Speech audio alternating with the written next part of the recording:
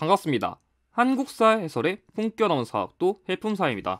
이번 공략에서는 일제감정기 시기 유형에서 많은 수험생들이 어렵다고 느끼고 그리고 가장 요청도 많았던 대표적인 유형인 의열단의 활동 유형에 대한 공략법을 다루겠습니다. 아마 이제 슬슬 일제감정기 시기를 공부하신 분들이라면 이 유형 공부했으면 정말 많은 인물들이 나와가지고 이 활동 지역까지 암기하는 것에 되게 어려움 많이 느낄 거예요. 그래가지고 제가 그 경향을 반영해가지고 이번 공략법을 짜게 되었습니다. 먼저 본 공략법의 내용은 한능검 심화편 응시자 및 공무원 한국사 응시자에게 모두 접합한 사례예요. 그래서 솔직히 말해서 한능검 기부편을 준비한다면 솔직히 이 공략은 패스해도 될 것 같습니다. 그리고 이 공략법은 필자의 유료 교재인 해품사의 한능검 전략집에 그런 내용을 일부 발췌해서 제작한 것임을 미리 밝히겠습니다. 먼저 이 의열단 활동 유형을 어려워하는 이유를 먼저 짚어드리면 일단 관련 인물이 정말 많고 그 인물들의 의고 활동 지역을 연상해서 암기한 거 되게 어려워요. 그러니까 뭐 가령 의열단 인물 경우에는 뭐 김상호 선생님 어디서 활동했지? 아니 뭐 김지서 선생님은 어디서 활동했지? 아니면 뭐 나석주 선생님은 어디서 활동했지? 할 수 있고 뭐 또 박재혁 선생님은 또 누구지 할 수 있는데 여러분들이 조금 이게 이 유형 틀리면 크게 포인트가 두 가지가 있거든요. 이게 어떤 거냐면 첫 번째로는 진짜 말 그대로 김상호 선생님 활동하는 데가 종로 경찰서였나 아니 총독부였나 이런 거에 일단 흔들리는 게 첫 번째고, 두 번째로는 여기서 찝어둔 인물 중에 김지성 선생님이라던가 박지영 선생님 같은 인물들은 몰라요.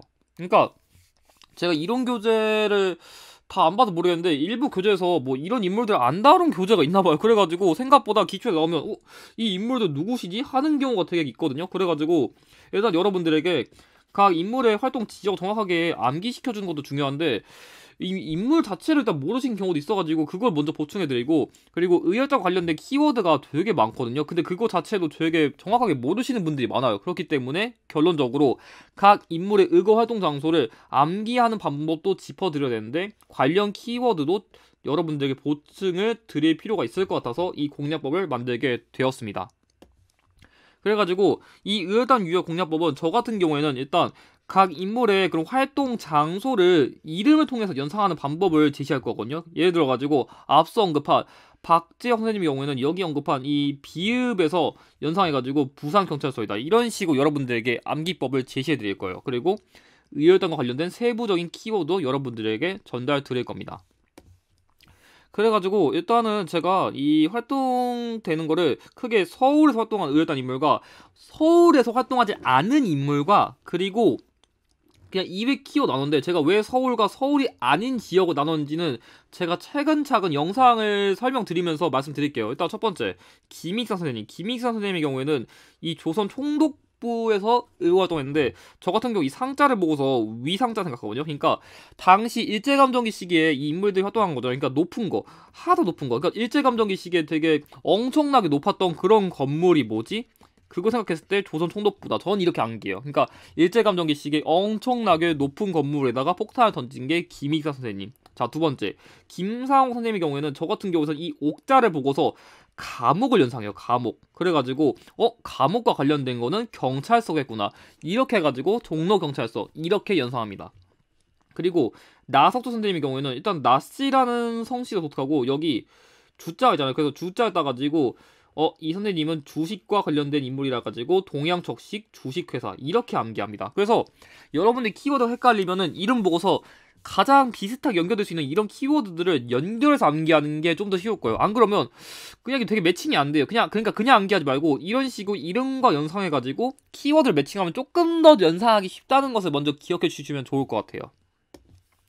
자, 그리고 외부 지역에서 활동한 의열단 인물을 언급한 이유는 최근 기출이 좀 어떤 경향이냐면 가령 지역사 유형을 내면은 어차피 서울 지역에 활동한 인물들은 너무 많잖아요. 그렇기 때문에 좀 쉬워요. 그래서 서울이 아닌 다른 지역에서 활동한 인물들의 그런 활동을 내는 거예요. 가령 여기서 뭐 내가 일본 지역과 관련된 역사 사실 내면은 여기서 그럼 김지 선생님의 그 도쿄궁성 이걸 내는 거예요. 그래가지고 솔직히 말하면 여러분들이 고난도 유형을 대비하기 위해서는 여기 있는 인물들보다는 여기 있는 인물들의 활동 지역을 더 외워두는 게 좋을 것 같아요. 그래야 조금 더 그런 고난도 유형을 쉽게 공략할 수 있거든요. 그래가지고 일단 김지서 선생님의 경우에는 저 같은 경우는 사실 이 인물은 좀 감이 안 잡히는데 저 같은 경우는 좀 그렇게 암기했어요. 그러니까 다른 인물들은 국내에서 활동했지만 이 김지서 선생님은 도쿄까지 섭렵했다. 그러니까 다른 그 국가에 있는 지역까지 섭렵했다 해가지고 도쿄 궁성이다. 저는 좀 이런 식으로 암기합니다. 그리고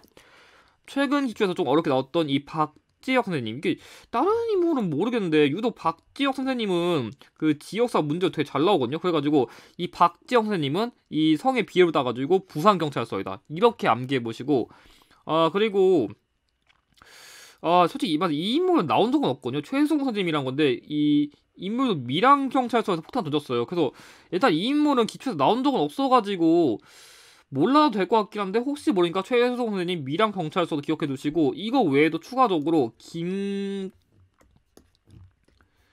선생님이랑 이종희 선생님이란 인물이 있는데, 이 인물은 상하이에서 또 의거 활동한 게 있거든요. 그래서 이 두 개는 지금까지 기초에서 나온 적은 없어요, 지금 촬영의 기준으로. 그래가지고 혹시라도 내가 완벽하게 데뷔하고 싶다면 이런 키워드까지 추가적으로 암기해 두신 게 좋을 것 같아요. 왜냐면 의열단도 뭐 파워레인저도 아니고 뭐 인물 5명, 6명 이렇게 끝나는 게 아니에요. 실제로 인물 더 많거든요.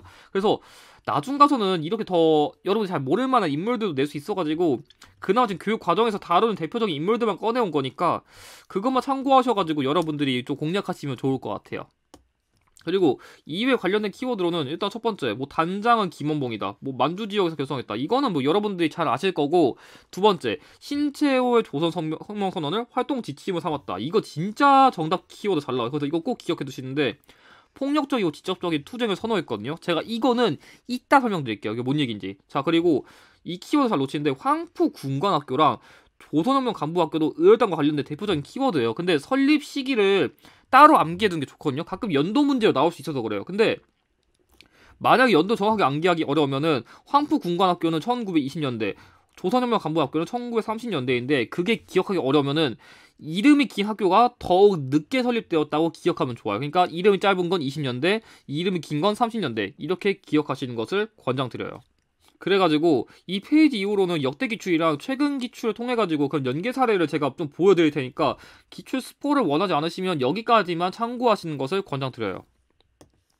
그래가지고 제가 이 공략법을 찍은 이유가, 원래는 솔직히 말하면 의열단 활동 지역을 정확하게 몰라도 문제를 풀 수 있었거든요. 왜냐하면 여기 보듯이 김익상이 조선총독부에 가서 폭탄 던졌다, 여기도 나석주란 인물이 여기 동양적식 주식회사에 폭탄 던졌다 해가지고, 그러니까 나석주 선생님이라던가 김익상 선생님이 의열단과 관련된 인물인 것만 알면은 이 인물들이 어디다 폭탄을 던졌는지 모르더라도 문제를 풀 수 있었어요. 실제로 답도 여기 아까 제가 언급한 조선혁명선언이랑 황푸 군관학교가 그대로 나왔거든요. 그래서 예전에 의열단 유형은 진짜 그 활동 지역 몰라도 됐어요. 근데 최근 기출에서는 조금 그런 경향이 뒤집혀가지고, 여기 예를 들어가지고 제가 아까 부산은 제가 부산에서 비읍 연상해서 박재혁 선생님의 부산경찰서 의거 연상하라 했죠. 그리고 여기서도 이 김지 선생님이 제가 아까 도쿄까지 섭렵했다 해가지고 도쿄 궁성에서 폭탄 던졌다고 얘기했는데, 그래가지고 최근 기출은 좀 이런 식으로 이 서울이 아니라 부산, 아니면 일본처럼 타 지역, 타 국가에서 활동한 의열단 인물들을 이 지역사 연결해가지고 내는 문제가 최근에 출제율 증가했어요. 그렇기 때문에 제가 이 공략법을 만든 거예요. 그래서 원래는 몰랐어도 되는데, 이런 식으로 이제 최근에는 조금 암기를 해둬야 문제를 풀 수 있다는 것을 기억해 두시면 좋을 것 같아요.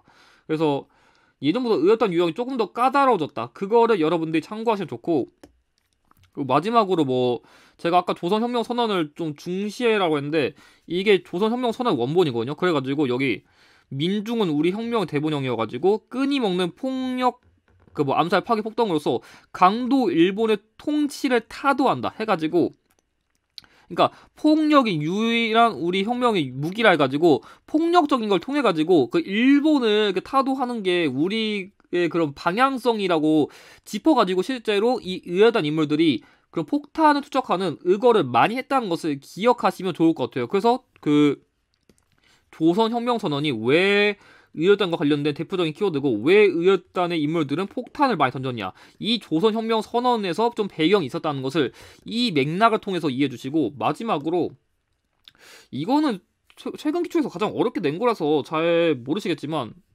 여기서 그 황푸 군관학교는 제가 아까 언급했듯이 1924년의 키워드고, 이 이후에 조금 더 활동을 조금 더 본격적으로 확장하기 위해 가지고 조선혁명간부학교를 1932년에 설립했다. 이것까지만 기억해 두시면 의열단과 관련된 유형은 거의 다 공략할 수 있을 것 같습니다. 참고로 답은 1번인데 이 민족혁명당이 1935년에 난징 지역 결성됐는데 의열단도 여기에 참여했다. 그것만 따로 기억해 두시면 좋을 것 같습니다. 그래가지고 의열단 인물의 활동의 효과적인 암기랑 관련된 키워드를 명확하게 암기해야 최근 기출의 고난도 유형이라던가 앞으로의 기출도 명확하게 대비할 수 있을 것 같습니다. 그럼 이것으로 영상을 마치고 영상의 내용이 도움이 되셨다면 좋아요와 구독을 부탁드립니다. 감사합니다.